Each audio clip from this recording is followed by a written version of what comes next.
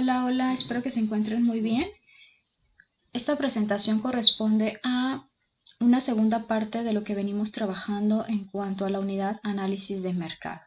Vamos a manejar un concepto que es la parte de inflación y de cómo saber deflactarla para poder nosotros establecer un comparativo de ya bases de datos reales.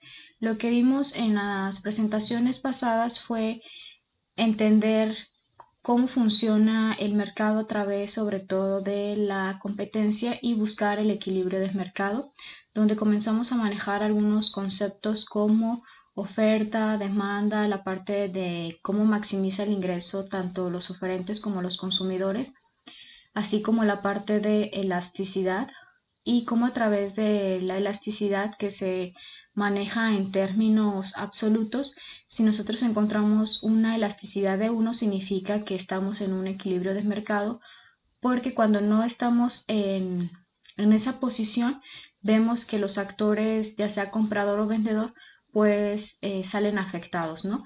Entonces lo que se tiene que hacer es una compensación para poder nosotros lograr el equilibrio de mercado.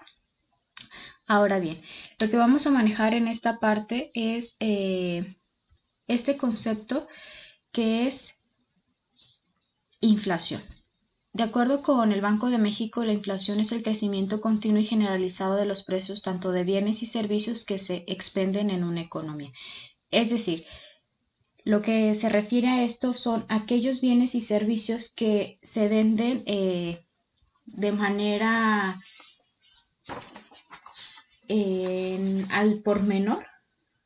Eso es la parte que es expender, es decir, de vender son los bienes y servicios que se venden al por menor en una economía. Y si nosotros nos fijamos, por ejemplo, otra palabra que a lo mejor por ahí les puede sonar es expendio. Entonces, ¿qué es un expendio? Un expendio es un lugar donde se venden productos de primera necesidad al por menor.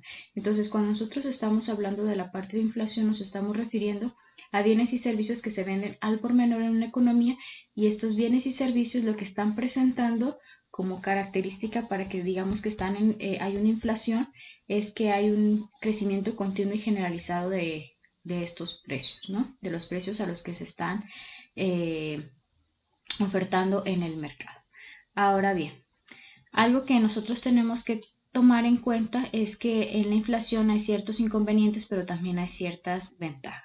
Uno de los inconvenientes es la pérdida del poder adquisitivo, es decir, si nosotros tomamos en cuenta la definición de lo que nos habla el Bancico, es que el consumidor pues ya no va a poder comprar lo mismo que venía comprando por este aumento generalizado de los precios, ¿no? De los bienes y servicios que él requiere para satisfacer sus necesidades.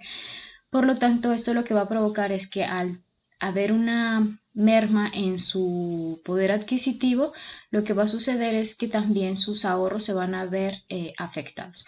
Sin embargo, no todo es malo dentro de la inflación. La inflación también presenta algunas ventajas que esto es el incremento en los precios va a provocar, va a suscitar que la gente prefiera consumir el día de hoy que el día de mañana. ¿Por qué? Porque si estamos hablando que es un aumento generalizado de los precios y continuo, vamos a querer consumir el día de hoy porque hoy va a ser más barato que consumir el día de mañana, dado que mi poder adquisitivo vale más hoy, voy a poder comprar más bienes y servicios que el día de mañana. Entonces, esto lo que va a hacer es que de alguna forma haya una movilidad en la parte económica. Ahora, si no hubiera inflación, lo que va a haber sería su contraparte, que es la deflación. Y la deflación lo que es puede ralentizar el consumo y el crecimiento económico, es decir, volver más lento la parte de que los compradores pues ya no van a querer consumir, ¿no?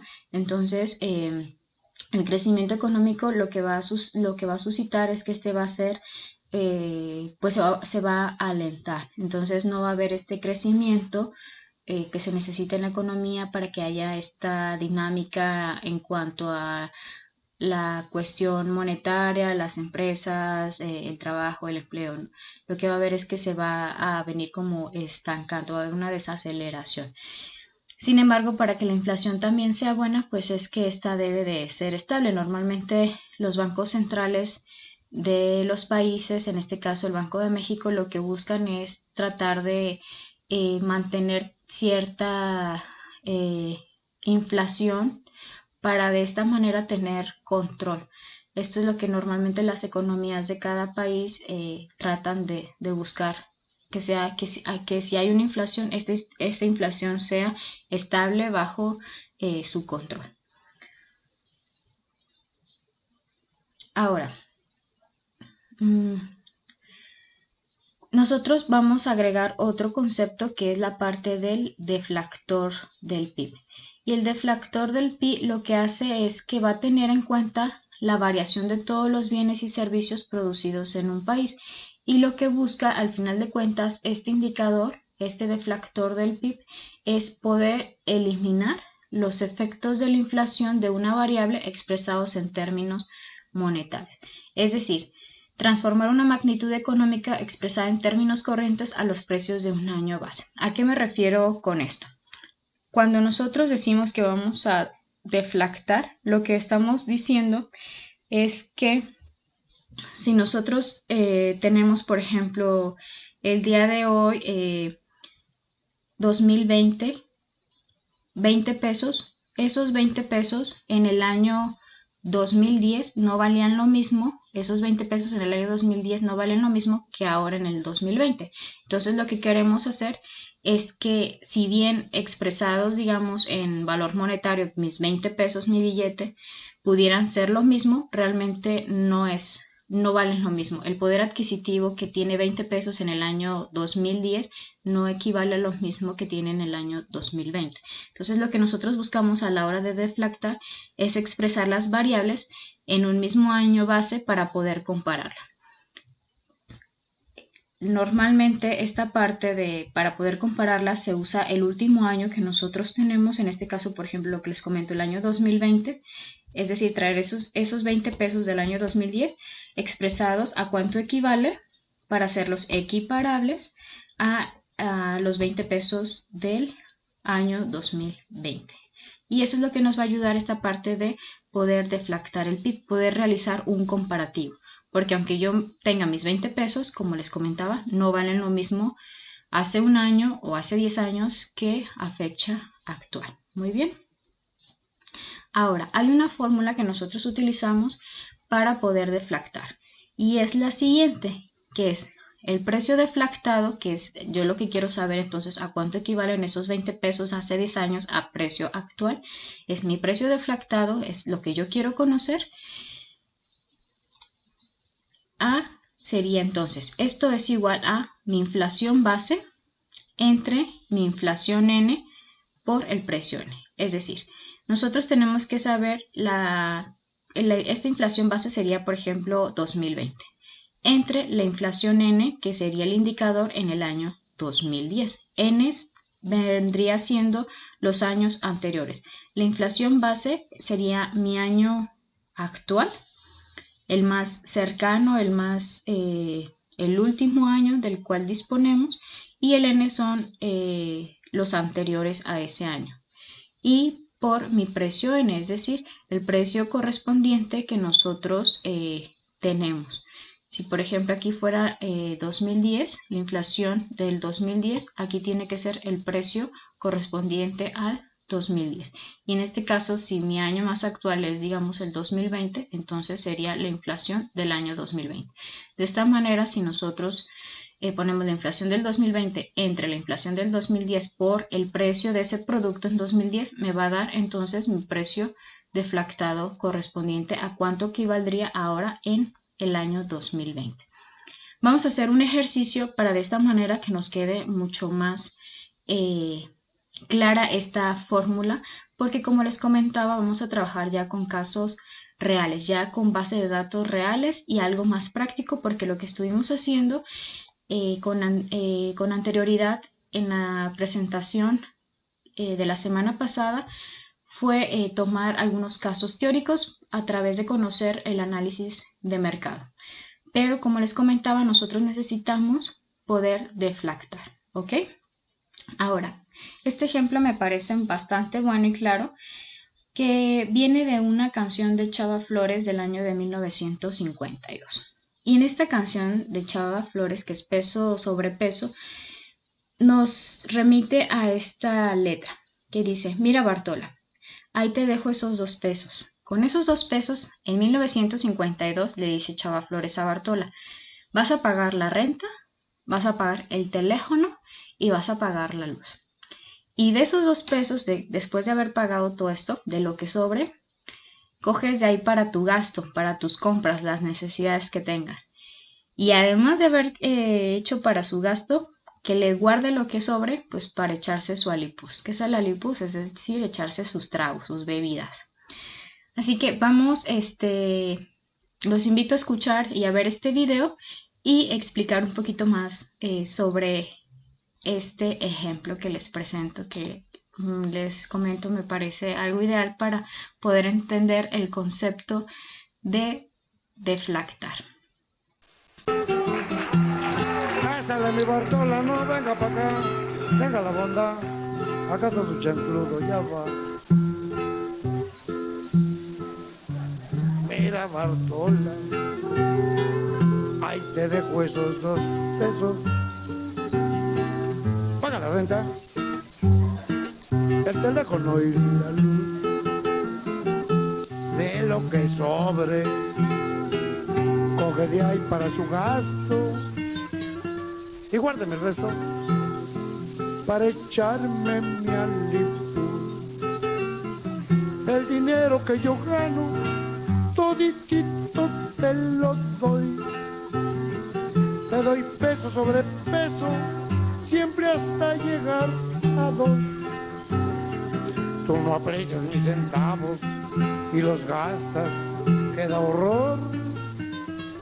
Yo por eso no soy rico, por ser despilfarrador. Pásale mi Bartola, ya ves. Ahorre porque las cebollas están ya a 40 centavos el rabo. La pura puntita. Mira Bartola, ahí te dejo esos 2 pesos. Y ya me oyó, paga la renta, el teléfono y la luz. De lo que sobre, coge de ahí para su gasto, guárdeme el resto para echarme mi alipur. Si te alcanza para la criada, pues le pagas de un jalón. Tienes peso sobre peso, aunque no pasen de 2. Guárdate algo para mañana, que hay que ser conservador. Ya verás cómo te ahorras pa' un abrigo de pistón. Mira Bartola.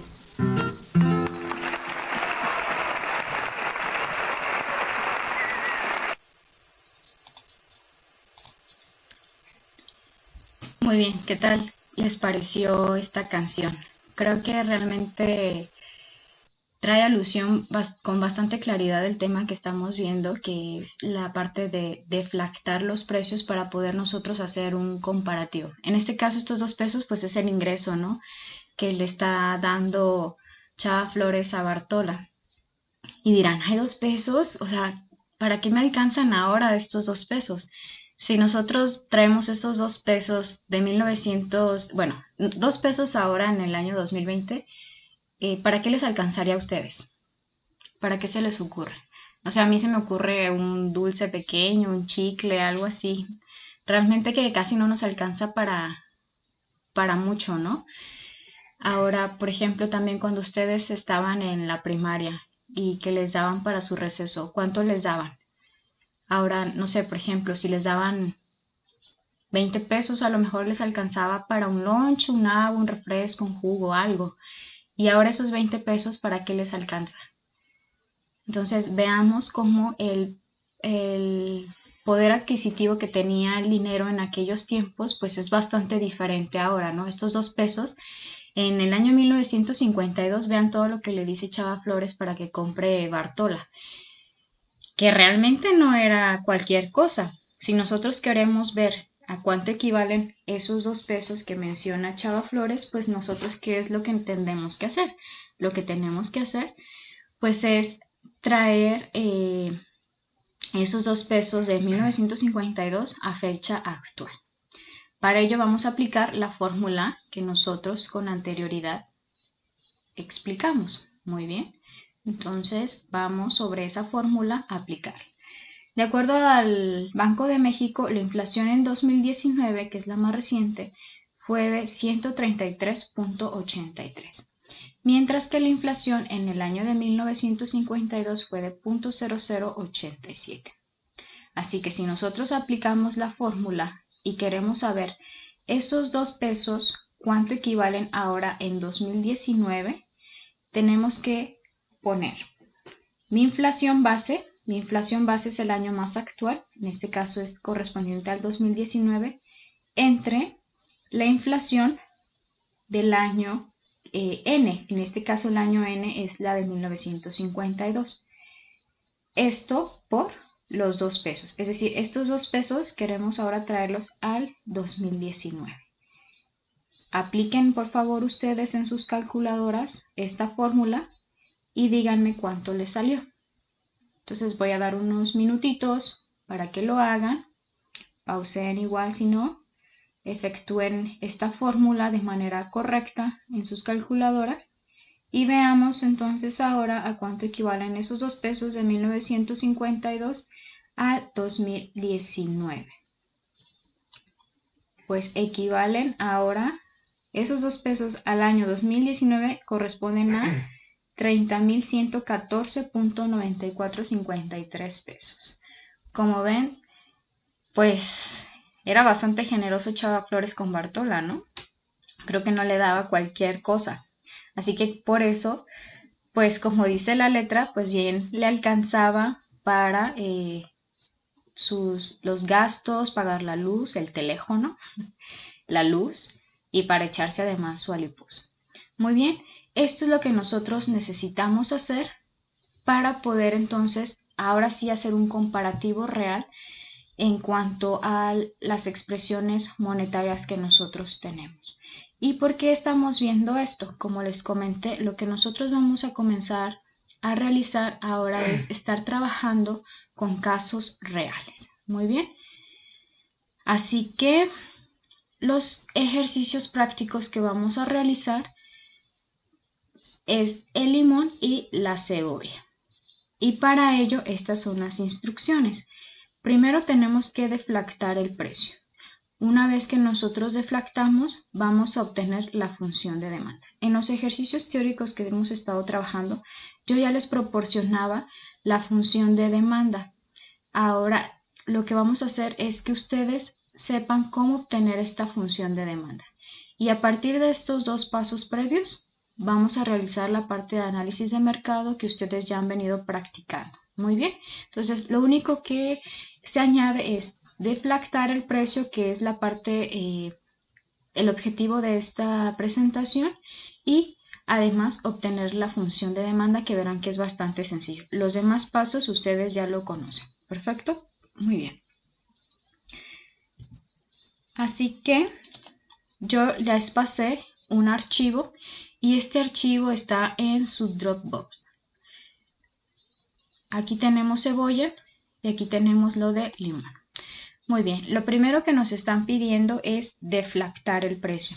Nosotros observamos las variables que tenemos y son la variable año, la variable consumo de toneladas, la variable precio de toneladas y el deflactor del PIB, que esto también yo ya se los doy. Muy bien, así que lo que nosotros vamos a estar haciendo es, primero dice, deflactar el precio.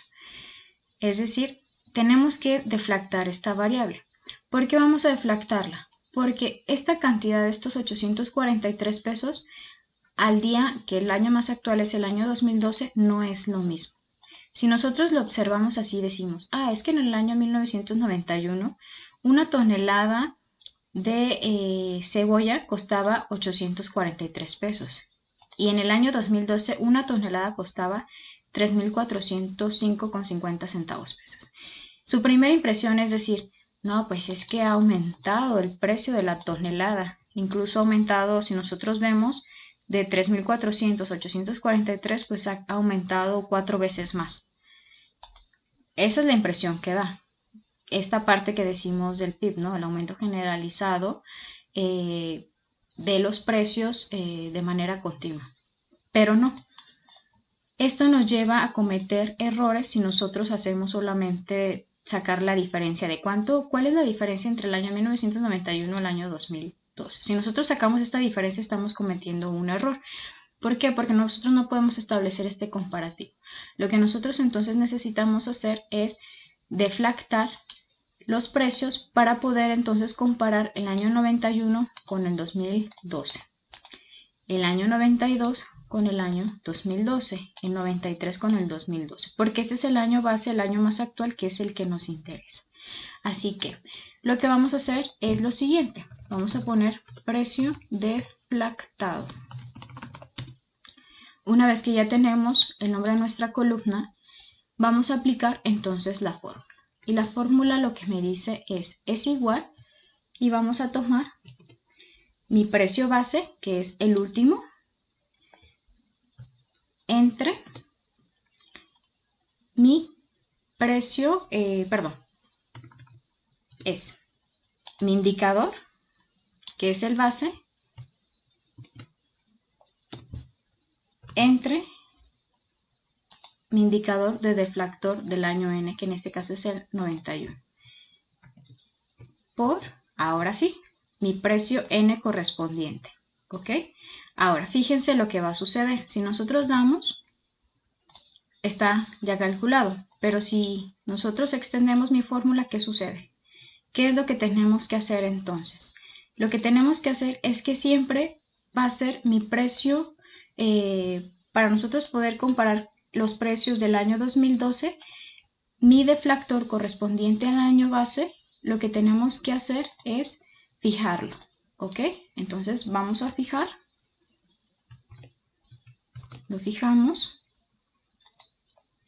Y de esta manera podemos nosotros ahora sí obtener mi precio deflactado. ¿Qué es lo que ustedes observan? Si ustedes se fijan, una manera correcta de ver que lo hicieron, aplicaron la fórmula bien, es que tiene que darles al final lo mismo, ¿ok? En el último año. Ahora, si nosotros observamos, ahora sí podemos comparar. En el año, los precios del precio del año 1991 traídos al año 2012 ya no corresponde a 843. Nosotros dijimos, en el año 1991 fue de 843, pareciera ser que fue aumentando gradualmente, ¿no? Bueno, excepto por este año, pero ya son otras cuestiones de mercado que posiblemente están pasando y afectando. Si nosotros ahora observamos de manera general, lo que nosotros tenemos es que en el año 91 fue de 7,000, casi 8,000 pesos la tonelada. Y en el año 2012 fue de 3,400. Así que de manera, ahora sí, si le echamos el vistazo, ¿qué es lo que observan?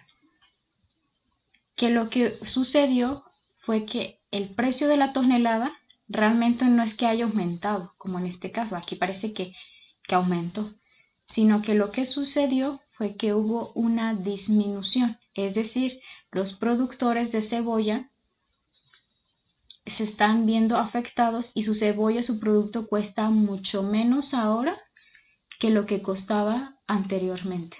Aquí pareciera ser, da la impresión de, está vendiendo más caro, tiene más ingresos los productores de cebolla, porque pues ahora vale más el precio de la tonelada, pero no. Si nosotros hacemos este proceso para poder compararlos todos estos años anteriores con el año 2012, lo que nosotros tenemos es que, al contrario, lo que sucedió es que hubo una disminución. Su producto ahora cuesta mucho menos. Se está viendo afectado los productores de cebolla.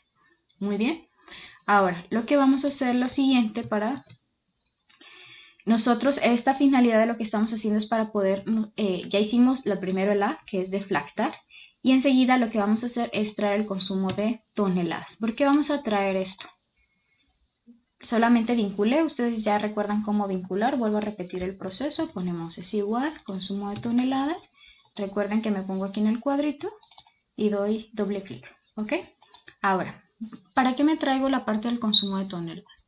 Lo que nosotros queremos y que es la parte del inciso B es obtener la función de demanda. Nosotros ya vimos en la presentación anterior que las variables que están dentro de oferta y demanda es precio y cantidad. Por eso es que me traje la parte de toneladas. Para esto necesitamos deflactar la variable precio y aquí necesito la variable consumo. Ahora, deben seguir este orden. Primero el precio deflactado y después el consumo de toneladas para de esta forma sacar la función de demanda. ¿Por qué tiene que ser en este orden? Porque son las indicaciones que le van a dar a Excel a la hora que vamos a graficar y sacar la función de demanda. Cuando nosotros establecemos este orden, es que si ponemos en primer lugar la variable precio, quiere decir que es X. Si ponemos en segundo lugar consumo, es la variable Y. Ahora, si recuerdan parte de lo que hemos visto en clases, si nosotros tenemos X aquí y Y acá, ¿qué es lo que me está diciendo? O qué es lo que recuerdan un poco también en sus clases de matemática. Lo que me está diciendo es que Y, mi variable Y, en este caso es consumo, el consumo depende de la variable X, en este caso el precio. Es decir, mi consumo, el consumo, lo que yo voy a consumir pues como consumidor, como cliente, digamos, es lo que yo voy a consumir depende del precio. Es decir, de acuerdo a lo que esté el precio, es lo que vamos a consumir. Ya lo vimos también en la presentación pasada. Hay una relación inversa entre precio y cantidad. Eso es lo normal. Es decir, si aumenta el precio, ¿qué es lo que va a suceder con ustedes? Van a demandar menos producto, ¿no? Si baja el precio, ¿qué es lo que hacen ustedes? Si baja el precio de un bien que ustedes quieren o un servicio, van a demandar más. Entonces, habíamos comentado esta relación inversa que hay entre precio y cantidad en cuanto a lo que es la parte de demanda. Muy bien. Por eso es que también necesitamos establecer esto de X y Y. El consumo, mi consumo, depende del precio. Muy bien. Entonces, en este orden, porque si no, les va a salir, si lo ponen al revés, si ponen primero consumo y luego precio, les va a salir una función totalmente diferente, porque una es función de demanda y otra es función inversa de demanda. Ya les había comentado, no me voy a meter en detalle de esto, pero así es como que nosotros queremos establecer la relación. Mi consumo depende del precio. Ahora bien, ya que nosotros tenemos esto, vamos a tomar, y esto ustedes ya lo saben realizar. Seleccionamos, le damos en insertar, me voy a gráficas y tomamos la de dispersión, la primera. Una vez que tengo, ¿cómo se les ocurre? ¿Recuerdan lo que hemos estado viendo desde la primera unidad de la unidad de pronóstico y después la unidad de análisis de empresas? Pues vamos a volver a aplicar. Vamos a señalar cualquier puntito, agregar línea de tendencia. Acuérdense que por default me da línea y vamos a presentar ecuación en el gráfico. Una vez que yo tengo mi ecuación en el gráfico, recuerden que podemos desplazarla para esto no me deja, donde nosotros lo decimos. Y bueno, seleccionamos mi función y vamos a dar formato de etiqueta línea de tendencia. Y vamos a trabajar igual, vamos a trabajar con 4 decimales. Así que vamos a ponerle número y vamos a ponerle 4 decimales. Perfecto. Ya que la tenemos aquí, que está este otro programita, nomás es demasiado sensible, no me deja, pero bueno, no importa. Voy a hacer esto para acá. Vamos a hacerlo más pequeñín. Y aquí tenemos. Esta es nuestra función de demanda. Muy bien, chicos y chicas. Así que si ustedes se fijan aquí, no se ve como con mucha claridad por el tamaño, pero lo que nosotros tenemos en el eje X es el precio y lo que tenemos en el eje Y es la cantidad, el consumo de toneladas. Esta es nuestra función de demanda. Como les había comentado también, la función de demanda está en negativo. Ya lo hemos visto también en otras sesiones. ¿Qué significa que la pendiente sea negativa? En este caso, bajo las variables que nosotros estamos trabajando, que es precio y cantidad, quiere decir que hay una relación inversa entre ambas variables. ¿Qué significa lo que acabo de comentar hace un momento? A mayor precio, menor cantidad demandada. A menor precio, mayor cantidad demandada. Es decir, hay una relación inversa entre ambas variables. Esto se nota aquí, en este valor numérico que acompaña a la X, que significa que es la pendiente. Si mi pendiente es negativa, se ve aquí que es decreciente. Muy bien, esta es la forma visual gráfica de verlo, esta es la forma de expresión matemática o algebraica. De esta manera sé que entonces mi función de demanda corresponde a que hay una relación inversa entre este producto que es la cebolla. Ahora, puede darse el caso que si aquí hubiera sido positivo, que es muy raro que salga eso, estamos hablando de unos tipos de bienes que son bastante particulares, que son los bienes Giffen. Y esto es, ¿qué significaría entonces que fuera positivo este valor? Si fuera positivo, nosotros gráficamente lo veríamos que es la función lineal, que dijimos que es una línea recta que va en ascenso, va creciendo. Y lo que me dice entonces, si nosotros tenemos estas variables, es que si sube el precio, sube la cantidad demandada. Y dirían, que de hecho por ahí ya surgió también por ahí una pregunta entre uno de sus compañeros que dijeron, "Ay, pero es que, ¿cómo es eso? Eso es ilógico". No es ilógico. De hecho es un poco raro y es en una parte de los los bienes inferiores que está catalogado los bienes Giffen. ¿A qué me refiero a esto? Esto sucede sobre todo, por ejemplo, un caso que se dio que puede ayudar a ejemplificar de manera más clara es, por ejemplo, cuando se dio o se ha dado estos casos de las guerras. Uno de los bienes que han sido demandados o que se demandan mucho, por ejemplo, fue en Europa, cuando fueron las guerras mundiales, fueron las papas para el consumo. Y lo que sucedió es que había aumento en todos los precios de los bienes. Sin embargo, aunque el precio, por ejemplo, el de la papa subió también, aunque subía el precio de la papa, seguía aumentando la demanda de la papa. ¿Por qué? Porque si subía el precio de la papa, seguía aumentando también la cantidad demandada de papas. Porque las papas eran bienes todavía que aunque aumentaba el precio era mucho menor que comprar carne o comprar otros bienes.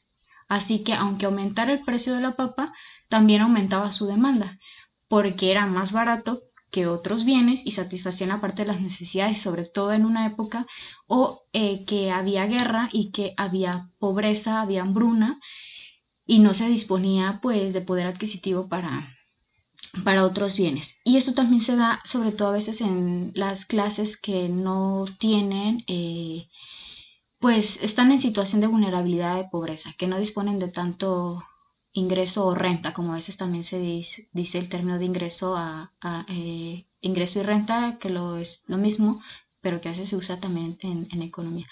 Ahora bien, esto, lo que les comentaba y para todo esto es cuando viene en positivo, que se aumenta, lo que me está diciendo, si aumenta el precio de un bien, aumenta la cantidad demandada, que sí se da, sí se puede dar en función de demanda, pero no es lo común.